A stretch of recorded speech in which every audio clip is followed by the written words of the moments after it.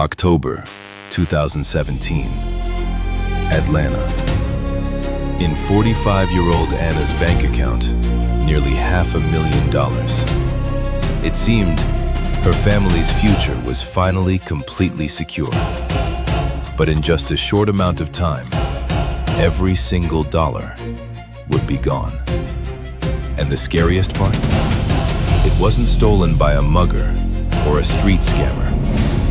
This is a story about how blind trust can end up far more dangerous than any financial fraud. Take a look. Elena was 45, 2 school-aged kids to raise. Just a year ago, she had the most ordinary, happy family. A cozy home, noisy family breakfasts, summer vacation plans. Her husband, Alex, worked as an engineer, and she taught at a local school. They never thought about millions. They were just living their lives. And then, everything collapsed in a single day. A sudden diagnosis, a few agonizing months of fighting, and then a silence settled over the house. Forever. Elena was left all alone, with overwhelming pain, 2 kids to raise, and no idea how to move forward. Alex had always managed the family finances. Elena never understood investing, stocks, or interest rates. So when the insurance payout hit her account, $480,000, she didn't feel relief. She felt pure panic. Every time she looked at those numbers on her phone, Elena kept telling herself, "This is Alex's money. This is our children's future. I cannot afford to make a mistake." Late evening in the kitchen, homework scattered across the table, cold tea, unpaid utility bills. Elena knew this money had to last until the kids finished school and college. She didn't need sky-high returns. She just needed safety and stability. And that's exactly when a man entered her life, promising to give her that very safety. A friend recommended him, a highly respected financial advisor from a prominent, reputable firm. A confident voice, a sharp suit, framed certificates lining his office walls.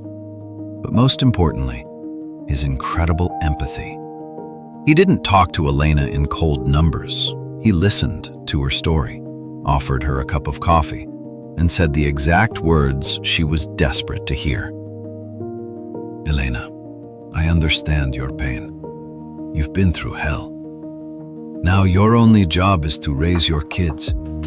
Let me handle the money." He walked her through a sleek presentation, charts curving smoothly upward. And impressive-sounding terms: capital-protected structural products, guaranteed growth funds, low-volatility instruments. "It is completely safe," he reassured her with a gentle smile. "This isn't gambling or risky stocks. These are conservative instruments. Your husband's money will work for your family." Elena didn't understand the financial jargon, but she trusted the man who looked her in the eye, asked about her children, and promised that everything would be all right. For the first time in months, Elena breathed a sigh of relief. The crushing weight on her shoulders finally seemed to lift. That very day, she signed a stack of documents. Elena didn't read the fine print on page 40. She simply signed wherever the little sticky notes were placed. She truly believed she was buying peace of mind, when in reality, she was signing the death warrant for her life savings. The first year was wonderful. Every month, sleek reports arrived in her inbox. Beautiful charts, green numbers, regular payouts landed in her account. Elena could finally relax. She hired tutors for her oldest son, bought new school clothes for her daughter. Slowly, the grief began to dull, making room for a peaceful, steady life. Every 6 months, the advisor called personally. "Elena, everything is going according to plan. The market is great, and your money is completely safe." She thanked him from the bottom of her heart, even sending him holiday cards. Elena genuinely viewed him as her family's savior. But behind those glossy reports lay a completely different reality. The advisor hadn't put her money into safe bonds. That wasn't profitable for him. Conservative products pay banks tiny commissions. Instead, he funneled her entire capital into high-risk, complex derivatives and distressed real estate funds. For selling these dangerous products, he pocketed massive upfront commissions, tens of thousands of dollars straight into his account. He knew these investments could crash at the slightest market shakeup, but to him, it was just a statistic. To Elena, it was her entire life. The problems started quietly. In the third year, regular payouts began arriving late. Elena called the advisor. His voice was no longer warm or patient. "Elena, don't worry," he said hastily. "Just minor technical delays in the market, okay? Geopolitics, portfolio restructuring. This is totally normal. No need to panic." She believed him, because doubting him was simply too terrifying. But 2 months later, a report arrived showing her total balance had suddenly dropped by $50,000. Elena reread the document 3 times. Hands trembling, she dialed his number again. "Oh, you're looking at the current paper valuation," the advisor brushed it off. "It's just a temporary dip. If you withdraw now, you'll just lock in a loss. Just wait it out. Everything will recover." And she backed down again, because the man in the expensive suit spoke with such authority, because the financial world felt like a dark maze where only he knew the way out. She went home, sat on the edge of her bed, and stared at her husband's portrait. And day by day, that familiar, suffocating knot of dread, the one from those terrible days in the hospital, tightened again. 6 months later, one of the key funds defaulted.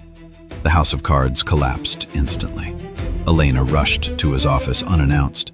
They tried to keep her out, but when she finally walked into his office, sitting in front of her was a completely different person. Cold, detached, with distant, indifferent eyes. No coffee offered this time. He simply slid a thick folder across the desk, the very documents she had signed 4 years ago. "Elena, you signed the risk disclosure yourself," he said flatly, flipping pages. "Right here and here. You acknowledged that you are a qualified investor and that capital preservation is not guaranteed. The market went against us. I'm sorry." "But you said..." Her voice shook, her breath catching. "You promised it was safe. This is Alex's money. This is my kid's college fund." "There are no absolute guarantees in the market," he cut her off. "Read the contract. Everything was done strictly within the law. Out of $480,000, less than $50,000 remained." Elena walked out into the noisy street. Rain was pouring, people rushed by, horns honked, and she stood on the sidewalk clutching a useless folder of papers, unable to draw a breath. It felt as if Alex had been betrayed a second time, and this time, by her own hands. This story didn't make the evening news. It wasn't featured in financial magazines. The advisor didn't go to prison. He broke no laws. He simply hid behind fine print and legal jargon. He collected his commissions and kept onboarding new clients. Elena went back to working 2 jobs. They sold their home and moved into a modest rented apartment on the outskirts of town. The children's college plans had to be put on hold. Sometimes in the evenings, Elena still sits at her kitchen table. A calculator, cold tea, and bills.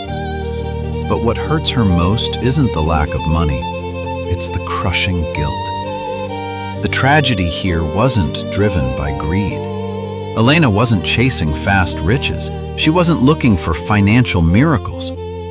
She simply trusted a man who promised to protect her.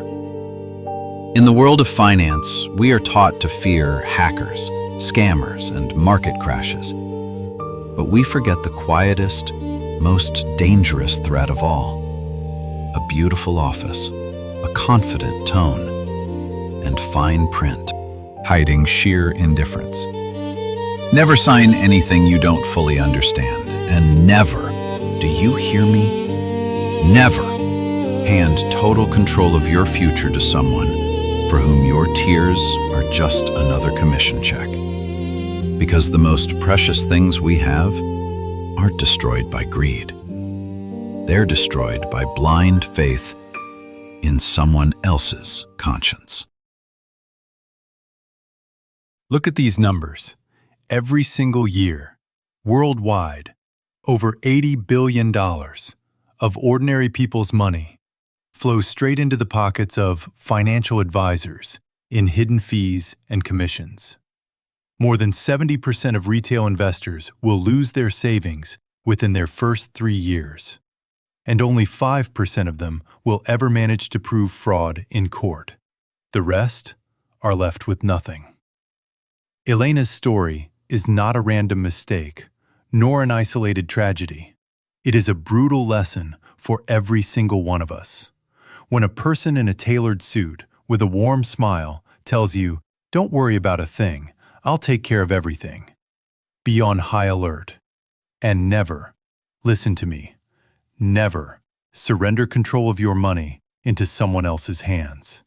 Because behind the mask of a caring savior often hides just another salesman.